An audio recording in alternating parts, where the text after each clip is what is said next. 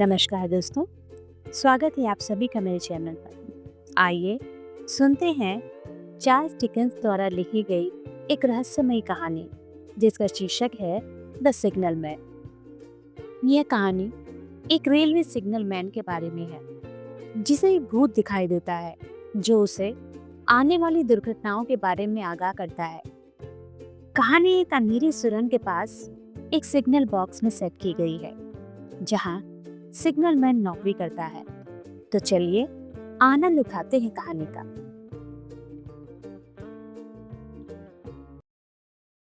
Hello, वहां नीचे। जब उसने पुकारे जाने की आवाज सुनी, वह अपनी छोटी सी कोठरी के बाहर खड़ा था। उसके हाथ में झंडी थी। जहां वह खड़ा था वहां से बिना किसी शंका के यह समझना बेहद आसान था कि आवाज कहां से आई है। पर फिर भी ऊपर देखने की बजाय जहां ठीक उसके सिर के ऊपर एक नोकदार चट्टान पर मैं खड़ा था, वह घूमा और नीचे रेलवे लाइन की तरफ देखने लगा। उसकी इस हरकत में कुछ खास था, पर क्या, यह मैं समझ नहीं पा रहा था। जिस नुकीली चट्टान पर मैं खड़ा था उसकी आड़ में वह ढक सा गया था और मुझे भी आग उगलते सूरज से बचने के लिए आंखों को हाथ से ढकना पड़ा। उसके बाद ही मैं उसे देख सका। अरे भाई, जरा सुनो तो। वह रेलवे लाइन की तरफ देख रहा था।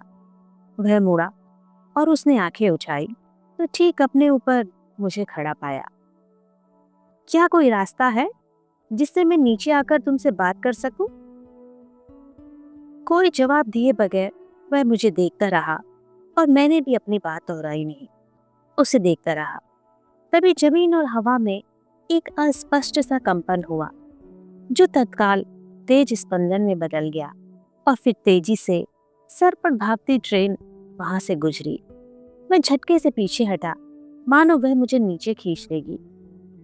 जब तेजी से गड़गड़ाती ट्रेन मेरे सामने से गुजरती हुई ढलान पर उतरने लगी तो मैंने फिर नीचे देखा। वह अपनी झंडी लहरा रहा था। मैंने अपना सवाल दोहराया। वह पल भर रुका। एकटक भरपूर दौड़ती नजरों से उसने मुझे देखा और फिर जिस डंडी में झंडा लपेटा हुआ था उसी से उसने मुझे सामने की तरफ रास्ता दिखाया जो करीब 200-300 गज दूर था। मैं चिल्लाया, ठीक है, और उस तरफ चल पड़ा। यह गहरा और टेढ़ा मेढ़ा रास्ता था। इस टेढ़े मेरे रास्ते से उतरते हुए जब मैं नीचे पहुंचा तो मैंने पाया कि मैं रेल की पटरियों के बीचों बीच खड़ा था जहां से कुछ देर पहले ट्रेन गुजरी थी। लगा मानो उसे मेरे अचानक प्रकट होने का इंतजार हो। मैं इस कदर चौकन्ना और सहमा हुआ था कि मुझे ताज्जुब हुआ। मैं थोड़ा और नीचे उतरा और पटरियों के एकदम बीच आ गया। वह अब सामने था, दुबला पतला दड़ियल आदमी जिसकी भौहें घनी थी। उसकी चौकी इतनी सुनसान जगह पर थी जिसकी कल्पना भी नहीं की जा सकती थी। दोनों तरफ पानी से रिश्ते सीलन भरी नोकदार पथरीली दीवार थी जहां से कुछ भी देखना मुश्किल था सिवाय आसमां की एक पतली सी लकीर के। वातावरण में भयंकर उदासीनता और घुटन थी। उस जगह पर इतनी कम धूप आती थी कि हर तरफ सीलन की बदबू थी। तेज ठंडी हवा में तो मैं कांप उठा। ऐसा लगा जैसे कुदरती दुनिया कहीं पीछे छूट गई हो। वह हिलता उससे पहले मैं उसके इतने करीब पहुंच गया कि उसे छू सकता था। तब तक वह मुझे एकटक घूरता रहा। मैं उसके करीब पहुंचा तो वह एक कदम पीछे हटा और हाथ ऊपर उठाया। यह तो एकदम सुनसान चौकी है और इसने मेरा ध्यान खींच लिया। मेरे ख्याल से शायद ही कभी कोई भूले भटके यहाँ आता होगा, मैं बोला। उसने सुरंग के मुहाने के पास लाल बत्ती की तरफ बड़े विस्मय से देखा और चारों तरफ नजर घुमाई, मानो वहां से कुछ गायब हो गया हो, और फिर मेरी तरफ देखा। ये बत्ती भी तुम्हारी ड्यूटी में शामिल है? हाँ है।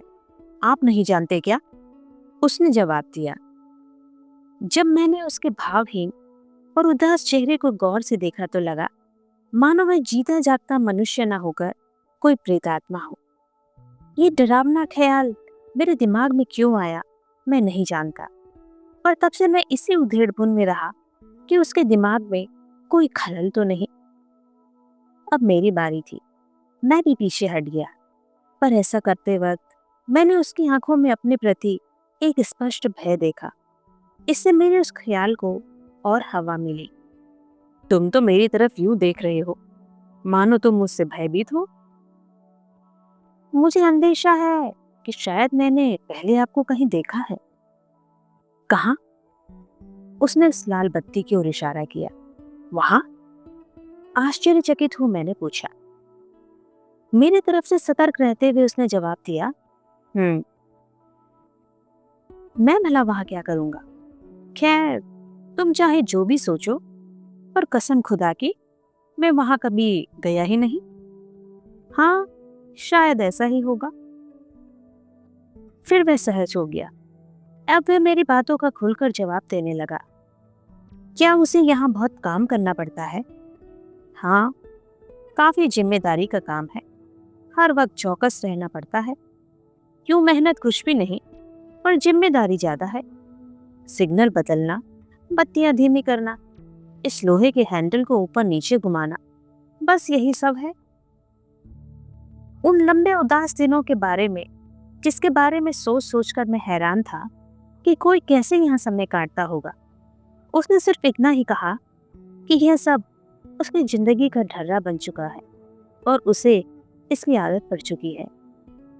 यहाँ उसने संकेतों की अपनी एक भाषा इजाद कर ली है और इस तरह अपने ख्यालों की उधेड़-बुन में ही व्यस्त रहता है। उसने जोड़, बाकी और दशमलव का सारा हिसाब और थोड़ा सा बीजगणित भी सीख लिया है। हालांकि वह शुरू से ही हिसाब में कमजोर था। काम करते समय क्या यह जरूरी है कि हर वक्त सीलन भरी कोठरी में ही रहा जाए? क्या पत्थर की दीवार लांघकर सूरज की खुली रोशनी में जाना उसे नहीं सुहाता? यह वक्त और हालात पर निर्भर है। अच्छे मौसम में उसने बाहर निकलना भी चाहा, पर बिजली की घंटी किसी भी वक्त बज उठने की चिंता हर वक्त उसके दिमाग पर हावी रही। इस वजह से बाहर निकलना खुशी की बजाय परेशानी ही अधिक देता है। मुझे वह अपनी कोठरी में ले गया।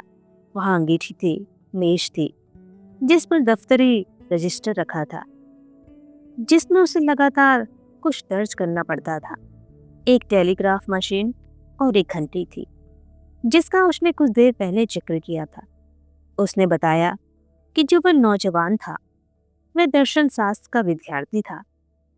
फिर उसने वह मौका गंवा दिया और जीवन में एक बार लुढ़का तो फिर संभल नहीं पाया। अब इस सब से उसे कोई गिला भी नहीं है। कमरे में उसका बिस्तर लगा हुआ था। वह उस पर लेट गया। रात बहुत हो चुकी थी और इतनी रात गए वहां एक और बिस्तर लगाना मुश्किल था।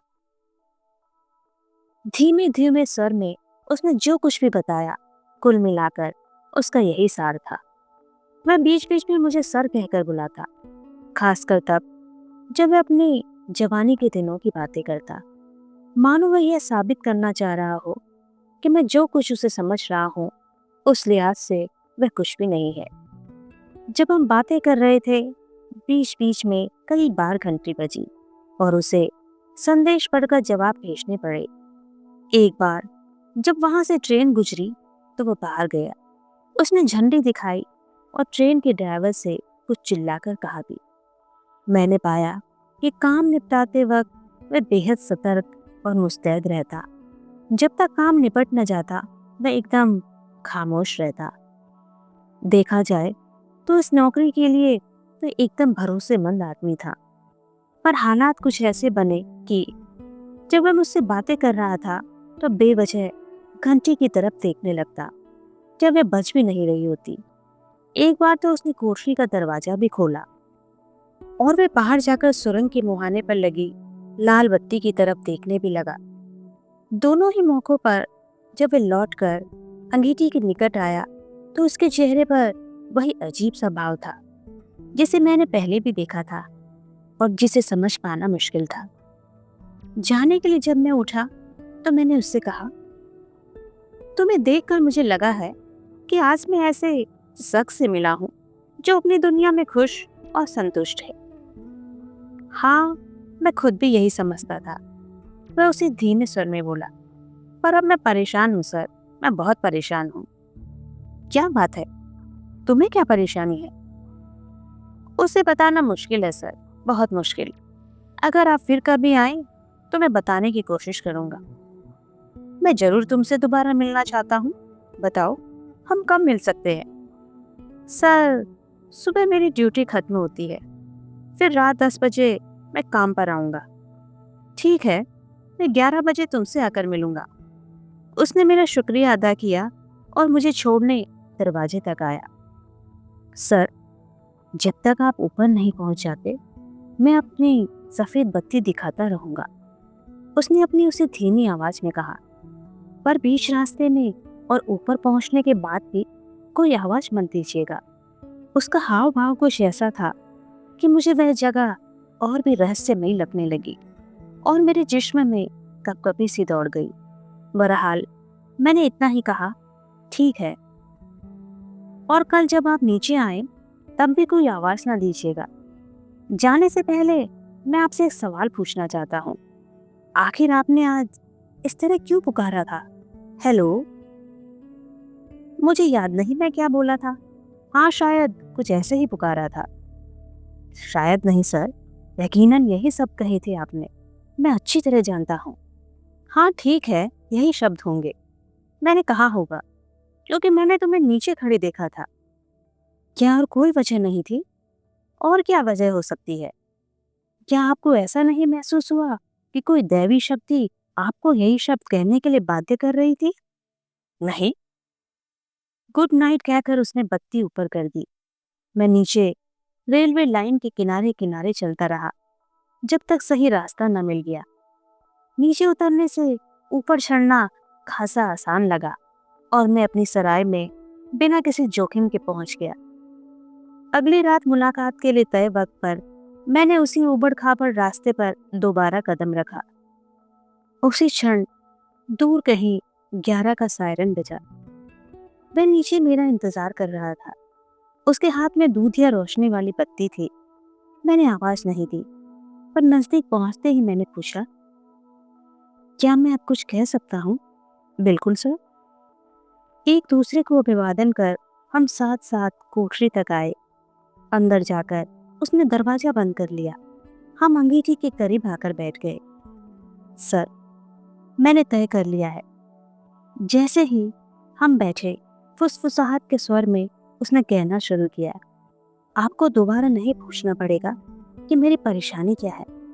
दरअसल कल शाम में आपको कोई और ही समझ बैठा था। उसी ने मुझे परेशान कर रखा है। बस इस वजह से? नहीं, उस दूसरे शख्स से परेशान था जो मैं आपको समझ बैठा था। कौन है वह? मैं नहीं जानता। मेरी तरह है कोई? मैं नहीं जानता। मैंने कभी उसका चेहरा नहीं देखा। उसका बायां हाथ चेहरे के सामने होता है और दायां हाथ हवा में लहराता रहता है, उत्तेजना से, इस तरह। मैं गौर से उसके हाथ के इशारों को देखता रहा। यह बेहद उत्तेजना और भावावेश में किया गया हाथ का इशारा था। खुदा के वास्ते रास्ते से हट जाओ। एक पूर्णमासी की रात में मैं बताने लगा, मैं यहाँ बैठा था जब मैंने चीखती हुई यह आवाज सुनी, हेलो, वहां नीचे। मैं चौंक गया। दरवाजे से देखा कि कोई सुरंग के नजदीक लाल बत्ती के मुआने खड़ा हाथ हिला रहा है, ठीक वैसे ही जैसे मैंने अभी आपको दिखाया। चिल्लाने से आवाज फट गई थी, देखो, जरा संभलो। और फिर, हेलो, वहां नीचे देखो, हट जाओ। मैंने अपनी लालटेन उठाई और लाल रोशनी को तेज कर चिल्लाते हुए उस आदमी की तरफ भागा। क्या बात है? क्या हो गया? वह आकृति सुरंग के गुप्त अंधेरे में खड़ी थी। जब मैं उसके कुछ करीब पहुंचा तो देखा उसकी कमीज की आस्तीन उसके चेहरे पर लहरा रही थी। मैं सीधे उसके निकट गया और हाथ बढ़ाकर उसकी कमीज को पकड़ना चाहा कि वह छाया ओझल हो गई। कहाँ? सुरंग में? मैंने पूछा। पता नहीं। मैं सुरंग के भीतर 500 गज तक भागते हुए गया। मैंने लैम्प की रोशनी को ऊपर उठाकर देखा। दूर कुछ धुंधली आकृतियां दिखाई दे रही थी। मैं लौटकर तेजी से बाहर की तरफ भागा और अपनी लाल रोशनी में चारों तरफ देखा।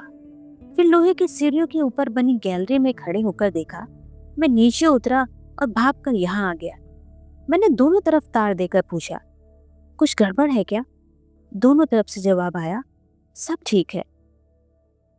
अपने भीतर उठ रही कभी पर काबू पाते हुए मैंने उसे समझाया कि उस आकृति को देखना आंखों का धोखा भी हो सकता है। ऐसे कई किस्से सुनने में आए हैं जहां आंखों की किसी नस की बीमारी की वजह से रोगी को किसी चीज का भ्रम हो जाता है और उसे उन लोगों पर कई प्रयोगों से साबित भी किया गया है। जहां तक उस काल्पनिक पुकार का सवाल है, तो पल भर जरा ध्यान से इस सुनसान वादी में हवा को सुनो, जो टेलीफोन के तारों से टकराकर एक अजीब तरह की आवाज पैदा कर रहे हैं। कुछ पल बाद हम जब दोबारा बैठे तो वह बोलने लगा कि सालों तक तमाम सर्द रातें उसने यहाँ अकेली बिताई हैं। क्या वह हवा और तारों की आवाज को नहीं पहचानता? फिर उसने मुझे टोका कि अभी उसकी बात पूरी नहीं हुई है। मैंने माफी मांगी। वह हल्के से मेरी बात छूते हुए बोलने लगा, उस घटना के 6 घंटे के भीतर इस लाइन पर एक अजीबोगरीब दुर्घटना घटी और 10 घंटे बाद मृतकों और घायलों को उस सुरंग में से ठीक उसी जगह पर लाया गया जहां वह आकृति दिखाई दी थी।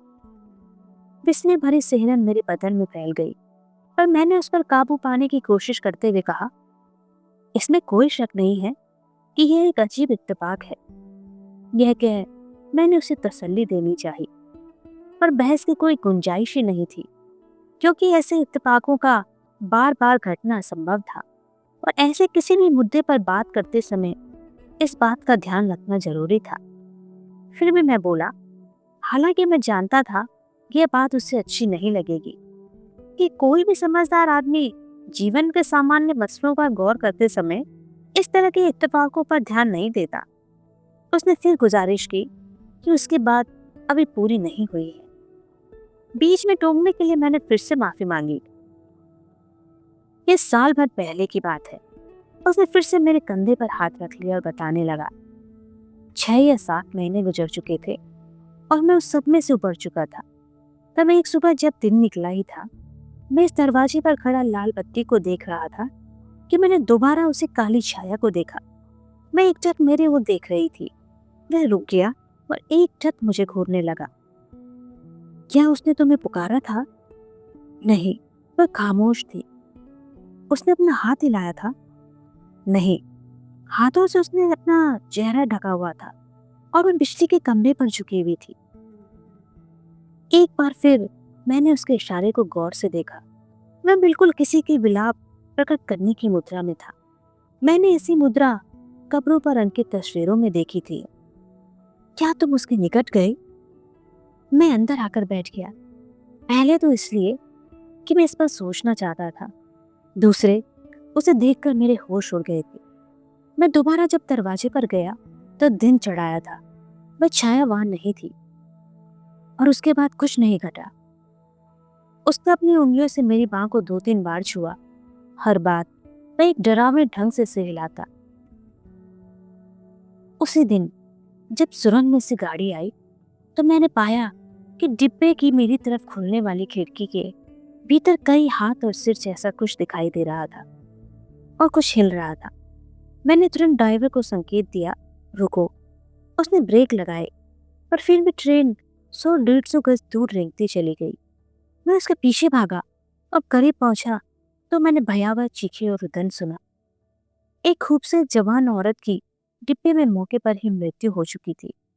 बाद में उसे यहाँ लाया गया और यहीं हम दोनों के बीच इसी जगह पर ले जाया गया। अनजाने में ही मैंने अपनी कुर्सी पीछे खींच ली। बिल्कुल सर, ऐसे ही हुआ। बिल्कुल सच। जो घटा मैं वही बयान कर रहा हूँ। मुझे कुछ नहीं सूझा कि मैं क्या करूं। मेरा हलक सूख रहा था। तारों पर से गुजरती हवा भी मानो इस कहानी को सुन चीत्कार करती हुई वहां से निकलती जान पड़ती थी। उसने दोबारा कहना शुरू किया, सर अब आप ही बताएं और सोचे कि मेरा दिमाग कितना परेशान है। वह छाया हफ्ता भर पहले फिर आई थी। तब से वह बार बार आ रही है। क्या बत्ती के पास? हाँ, उस खतरे वाली बत्ती के पास। वह क्या करती दिखाई देती है? वह लगातार बेहद उत्तेजना और भावावेश में वही इशारे करती है। खुदा के वास्ते रास्ते से हट जाओ। वह कहता चला गया। मेरा चैन और आराम छिन चुका था। वह छाया हर पल मुझे पुकारती है, बेहद वेदना में तड़पते हुए चिल्लाती है, वहां नीचे देखो, जरा संभलो। वह लगातार हाथ हिला हिला कर इशारा करती है। वह घंटी बजा देती है। मैंने इस बात पर उसे पकड़ लिया। क्या उसने कल शाम तुम्हारी घंटी बजाई थी जब मैं वहां पर था और तुम दरवाजे तक गए थे? हाँ, 2 बार। देखो, मैंने कहा, तुम्हारी कल्पना तुम्हें किस कदर भ्रमित कर रही है। मेरी आंखें घंटी की तरफ ही थी और कान भी घंटी की तरफ लगे हुए थे। और यदि मैं एक जिंदा इंसान हूं तो पूरे यकीन के साथ कह सकता हूं कि उस दौरान कोई घंटी नहीं बजी थी, सिवाय उन क्षणों में जब तुम स्टेशन को रूटीन किस्म के संदेश भेज रहे थे। उसने अपना सिर हिलाया। इस बारे में मैंने आज तक कभी कोई गलती नहीं की सर। मैं कभी छाया की घंटी को स्टेशन से भेजी घंटी समझ ही नहीं सकता, क्योंकि छाया की घंटी में एक अजीब सा कंपन होता है। और इसमें कोई ताज्जुब भी नहीं कि अगर आपने उससे नहीं सुना हो, पर मैंने उसे सुना था। और क्या जब तुमने बाहर झांका तो वह छाया दिखाई दी थी? हाँ, मैं थी, दोनों बार। उसने पूरे विश्वास से कहा, हाँ, दोनों बार। क्या तुम अभी मेरे साथ बाहर चल सकते हो? चलकर देखें? उसने अपना निचला ओठ ऐसे काटा मानो बाहर आने की उसकी इच्छा ना हो, और फिर भी वह बाहर उठा। मैंने दरवाजा खोला और सीढ़ी पे खड़ा रहा, जबकि वह दहलीज पर खड़ा रहा। बाहर खतरे की बत्ती जल रही थी। सुरंग का भयावह मुहाना खुला था। पत्थरों की दीवार थी। आसमां पर तारे चमक रहे थे। क्या वे तुम्हें दिख रही है? मैंने उसके चेहरे पर नजर गड़ाते हुए पूछा। उसकी आंखें खुली थी, पर उनमें खिंचाव था।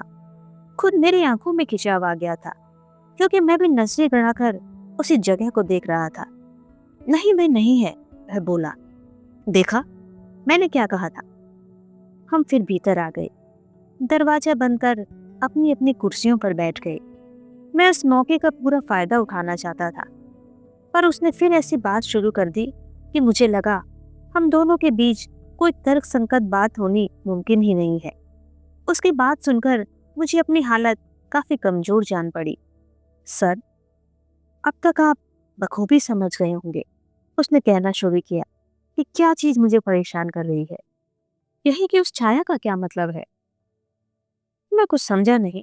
मैंने कहा कि ये चेतावनी किस बारे में है। आग की ओर देखते हुए उसने कहा, खतरा कहाँ है? किस तरह का खतरा है? खतरा पटरियों पर मंडरा रहा है। जरूर कुछ होने वाला है। 2 बार जो पहले घट चुका है, तीसरी बार उस पर संदेह नहीं किया जा सकता। ये बहुत यातनादायी है। मैं भला क्या कर सकता हूँ? उसने अपना रुमाल निकाला और माथे पर से पसीने की बूंदें पोंछी। यदि मैं दोनों तरफ खतरे का तार भेजता हूँ तो मेरे पास इसकी कोई वजह नहीं है। अपनी हथेलियों का पसीना पोंछते हुए बोलता रहा। इससे मेरी परेशानी बढ़ जाएगी और कोई फायदा भी नहीं होगा। वे लोग सोचेंगे मैं पागल हूँ और मुझे बर्खास्त कर देंगे, और वे कर भी क्या सकते हैं। उसकी दिमागी हालत को देख मुझे उस पर तरस आ रहा था। यह एक बेहद ईमानदार, कर्तव्यनिष्ठ आदमी की मानसिक यातना थी, जो जीवन बचाने की कठिन जिम्मेदारी के एहसास से सहनशीलता की सारी सीमाओं को पार कर चुका था। जब ये छाया पहली बार खतरे की बत्ती के पास खड़ी थी तो बोलता गया। अपने काले घने बालों को माथे पर से हटाते हुए वह बहुत उत्तेजना के साथ हाथ हिला रही थी। वह मुझे पता क्यों नहीं देती कि दुर्घटना कहाँ होने वाली है और उसे कैसे रोका जा सकता है। दूसरी बार तो उसने चेहरा भी ढाक रखा था। इसकी बजाय क्यों नहीं मुझे बताया कि वह मरने वाली है? उसे घर पर ही रोक लिया जाए। यदि वह दोनों बार केवल मुझे आगाह करने आई थी कि ये चेतावनियां सच हैं, तो शायद अब तीसरी के लिए मुझे तैयार कर रही है। मुझे वह सीधे सीधे सावधान क्यों नहीं कर देती? मैं अकेला गरीब सिग्नलमैन अना इस सुनसान चौकी पर कर भी क्या सकता हूँ? हे ईश्वर, मेरी मदद करो। क्यों नहीं मैं ऐसे किसी सख्त के पास जाती जिसकी बात को लोग सुनते हों और जिसके पास कुछ करने का अधिकार हो। जब मैंने उसे इस हालत में देखा तो मुझे लगा कि इस बेचारे गरीब के लिए नहीं, जनता की भलाई के लिए भी मुझे इस हालत से उसे उबारना होगा। इसलिए तथ्य और भ्रम की सारी बहस को दरकिनार कर मैंने उसे समझाया कि वह अपने काम को बड़ी खूबी से अंजाम दे रहा है और उसे ऐसे करना भी चाहिए। वह अपना कर्तव्य भी बखूबी जानता है, भले ही वह इस आकृति के खेल को ना समझ पा रहा हो। अपनी इस कोशिश में मुझे वह सफलता मिली जो तर्क से उसे समझाने पर नहीं मिलती। इस बात से उसे राहत महसूस हुई। ज्यों ज्यों रात गहराती गई, उसके काम की भाग दौड़ भी बढ़ने लगी। 2 बजे मैंने उससे विदा ली। मैं तो पूरी रात उसके साथ बिताने को तैयार था, पर वह नहीं माना। रास्ते से नीचे उतरते हुए मैंने 2 बार उस लाल बत्ती को मुड़कर देखा। मैं उन 2 हादसों और मृत लड़की के बारे में सोचता रहा। मुझे कुछ भी अच्छा नहीं लगा, पर सबसे ज्यादा फिक्र मुझे इस बात की थी कि इस रहस्यमयी वारदात को सुनने के बाद अब मुझे क्या करना चाहिए। इसमें कोई शक नहीं था कि वह एक बेहद समझदार, मेहनती और निष्ठावान कर्मचारी था, पर इस मानसिक हालत में वह कब तक अपने को ठीक ठाक रख सकेगा। हालांकि वह मामूली नौकरी थी, पर फिर भी काफी जिम्मेदारी से भरी हुई थी। मुझे बार बार ऐसा महसूस हो रहा था कि उसने मुझे जो कुछ बताया है, यदि वह सब मैं उसके अफसरों को जाकर बता देता हूँ तो ये विश्वासघात होगा। इससे पहले उसी के साथ सीधे सीधे बात कर बीच का कोई रास्ता निकालना होगा। आखिरकार मैंने तय किया कि आसपास के किसी चिकित्सक के पास ले जाकर उसकी राय लेना ठीक रहेगा। तब तक मैं उसका राज अपने तक ही रखूंगा। उसने मुझे बताया था कि उसकी ड्यूटी का समय बदलेगा और सूर्योदय के 1-2 घंटे बाद उसकी छुट्टी हो जाएगी। मैंने उस समय उससे मिलना तय कर लिया। अगले दिन शाम बड़ी खुशगवार थी। मैं उसका लुत्फ उठाने के लिए जल्दी ही निकल पड़ा। सूरज अभी डूबा नहीं था। मैंने सोचा घंटे भर तक सैर करूंगा, आधा घंटा जाने के लिए, आधा घंटा लौटने के लिए। तब तक उससे मिलने का वक्त भी हो जाएगा। सैर शुरू करने से पहले अनायास ही मैंने पहाड़ी के किनारे से नीचे झांका, जहां से मैंने पहली बार उसे देखा था। मैं बयान नहीं कर सकता, मैं इस कदर रोमांचित हो उठा जब मैंने सुरंग के मुंह पर एक आदमी को बसा ही इशारा करते देखा। उसकी कमीज की आस्तीन उसकी आंखों पर आ रही थी। मैं उत्तेजना में अपना दायां हाथ हिला रहा था, पर दूसरे ही पल एक अनाम सा आतंक मुझ पर हावी हो गया, क्योंकि पल भर बाद ही मैंने देखा कि वह सचमुच एक आदमी की आकृति थी। मैं तंग गली से उतरकर तेजी से नीचे आया। क्या बात है? मैंने लोगों से पूछा। सर, आज सुबह सिग्नल मैन मारा गया। उस कोठरी में रहता था, वह तो नहीं? हाँ वही सर।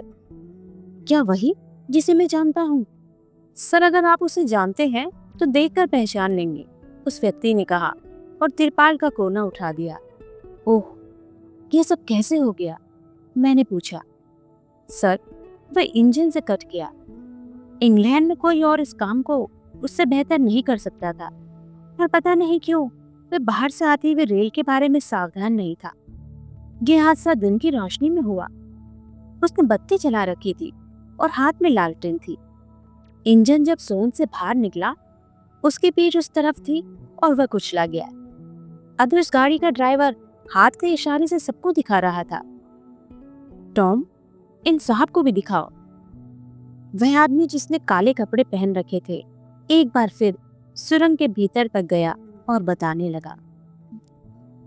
सुरंग में मोड़ पर ही मैंने उसे देखा। गाड़ी की गति को कम करने का समय ही नहीं था और मैं जानता था वह काफी एहतियात बरतने वाला कर्मचारी है। पर जब मैंने उसे देखा कि वह इंजन की सीटी पर ध्यान ही नहीं दे रहा, तो मैंने सीटी बंद कर दी और अपनी पूरी शक्ति से चिल्लाने लगा। तुमने क्या कहा? मैंने कहा, बाहर नीचे देखो जरा, संभलो, खुदा के वास्ते रास्ते से हट जाओ। मैं सन्न रह गया। ओह सर, यह बहुत भयानक था।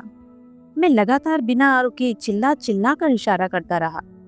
मैंने अपना यह हाथ आंखों पर रख लिया ताकि मैं कुछ न देख सकूं, और आखिर तक मैं हाथ हिलाता रहा, पर कोई फायदा ना हुआ।